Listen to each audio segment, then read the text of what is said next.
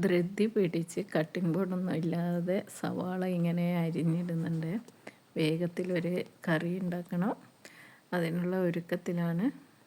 അപ്പോൾ ഇങ്ങനെ സവാള മുറിക്കുന്ന ആരൊക്കെയുണ്ട് കമൻ്റ് ഇടണേ. ഇതാ ഉള്ളിയൊക്കെ വാടിക്കഴിഞ്ഞ് അപ്പോഴത്തേക്ക് മസാലപ്പൊടികളും എല്ലാം ഇട്ട് ഇതാ കൂന്തലാണ് ഉണ്ടാക്കാൻ പോകുന്നത്. കൂന്തൽ കറിയും അതിന് വേണ്ടിയിട്ട് ഒരു ഇറാനി ചപ്പാത്തിയും ഉണ്ടാക്കുന്നുണ്ട്. ചോറൊക്കെ അരച്ച് അതിൽ മൈദ കുഴച്ചെടുത്തിട്ട് ആദ്യം വട്ടത്തിൽ പരത്തിയും ചതുരത്തിൽ മടക്കിയും അങ്ങനെ ഇതാ ഇറാനി ചപ്പാത്തി കല്ലിലേക്ക് ഇട്ടിട്ടുണ്ട്. നല്ല സോഫ്റ്റായിട്ടുള്ള ഒരു ചപ്പാത്തിയാണിത്. ഇടയ്ക്കൊക്കെ ഉണ്ടാക്കാറുണ്ട്. മൈദ ആയതുകൊണ്ട് അധികം ആയിട്ട് അങ്ങോട്ട് ഉണ്ടാക്കാറുമില്ല. എങ്കിലും നല്ല രുചിയുള്ള ഒരു ചപ്പാത്തിയാണ്.